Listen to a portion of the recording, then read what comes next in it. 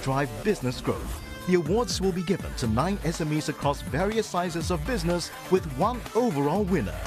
Employees who have actively championed digital adoption and applied innovative thinking will also have a chance to shine.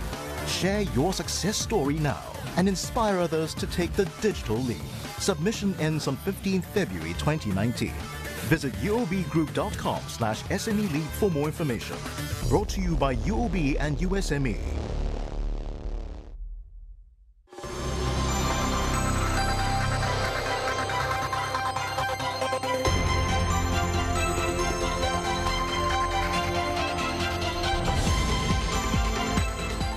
Huawei's global chief financial officer arrested over possible violations of U.S. sanctions on Iran. The Huawei arrest has sent shares across Asia tumbling today, with tech firms in Hong Kong and Shanghai taking a beating. Bangladesh summons the Myanmar ambassador over what it describes as irresponsible remarks made by Myanmar's. And for the Twitter mad, it's all about going viral. As we head to the end of 2018, we look at the hashtag winners who got the most retweets later on the show. Hello and welcome to News Now. Canadian authorities have arrested Huawei's global chief financial officer over possible violations of U.S. sanctions on Iran. Meng Wanzhou's arrest has provoked outrage from China, complicating already thorny trade negotiations between Washington and Beijing. Meng Wanzhou is the daughter of Huawei's founder, Ren Zhengfei. She faces extradition to the U.S. Our correspondent Wei Du tells us Ms. Meng's arrest is just the latest headache for the Chinese tech company, which faces sanctions and restrictions in several Western countries over national security threats. Officially, authorities are not giving out much. Canada will only say that Ms. Meng was arrested on December 1st when she was transferring flights in Vancouver. And it also said it acted on an extradition request from the United States, but it wouldn't say what are the specific reasons spelled out in that extradition request.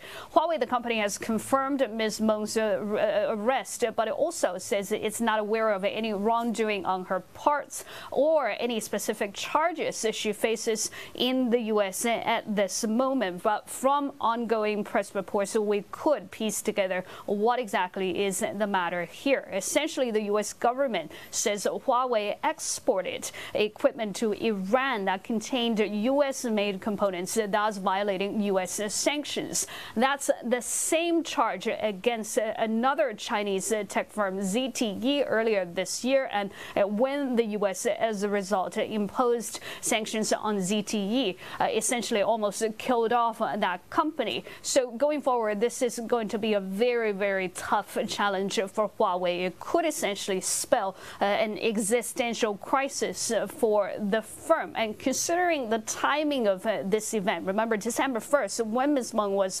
arrested, that was also when U.S. President Donald Trump and Chinese President Xi Jinping sat down to reach that truce in the trade war.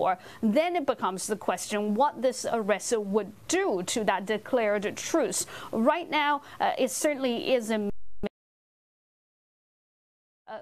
apparent that the Chinese government wasn't aware of this arrest at the time of the deal. You could reach that conclusion from this very ballistic statement issued by China's Ministry of Foreign Affairs. In that statement, China is accusing the U.S. government and Canadian government of violating Ms. Meng's human rights. It also went on to say that it's registered stern representations with both governments, and it's calling on for the immediate release of Ms. Meng. Bangladesh has summoned the Myanmar ambassador over what it describes as irresponsible remarks made by Myanmar's Minister for Religion. On Tuesday, Mr. Tura Ongko said Rohingya Muslim refugees living in neighboring Bangladesh are being, quote, brainwashed into marching on the Buddhist majority nation. Bangladesh Foreign Ministry has condemned the statement, saying it has zero tolerance towards militancy and that it has never encouraged radicalism. Senior Bangladesh officials have called for action against the Myanmar minister, saying his provocative remarks hurt Muslim sentiments. Local media reports say Myanmar ambassador Yu Lwin-U has tried to dilute the comments by saying they were the religion minister's personal opinion.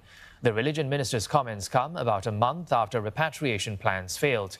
Rohingya refugees have refused to return to Rakhine State, saying they wouldn't go back unless Myanmar met a series of demands, including granting them citizenship rights.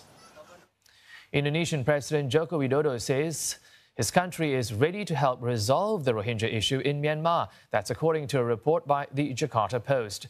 Aid will be delivered through the ASEAN Coordinating Center for Humanitarian Assistance on Disaster Management, which has been designated as the regional body for disaster response. And the report stated that Mr. Widodo said there is an ongoing process of giving more responsibility to the center to explore the steps and types of cooperation needed to repatriate Rohingyas from Bangladesh to Myanmar. A search and rescue operation is underway in Japan after a mishap. 2 U.S. Marine Corps aircraft may have collided mid-air during a refueling exercise gone wrong. Officials say a second crew member has been found in the waters off the Japanese coast where the warplanes crashed. 5 others remain missing.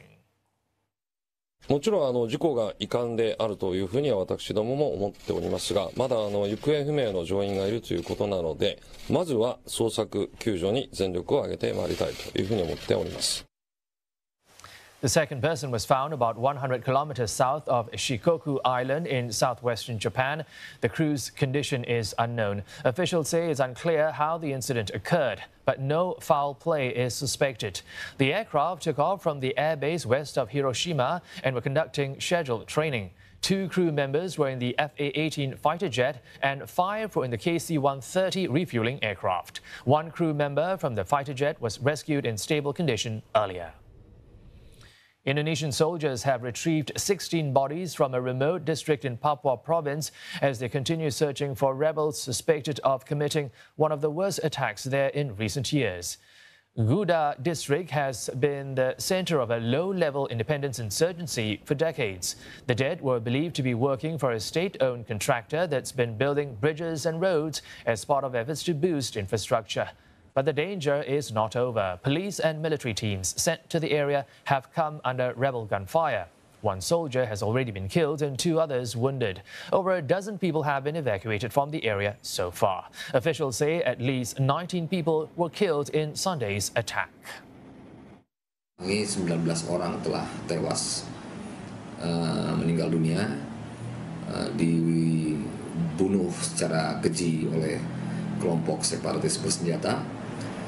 4 orang yang kita evakuasi itu adalah orang yang berhasil selamat meloloskan diri, dan 2 orang lagi sementara ini kita masih belum mengetahui keberadaannya. As UN-sponsored talks over the conflict in Yemen kick off in Sweden, the Trump administration is doubling down on criticism of Iran's role in the conflict, even as it faces pressure from Congress to pull back from supporting the Saudi-led coalition.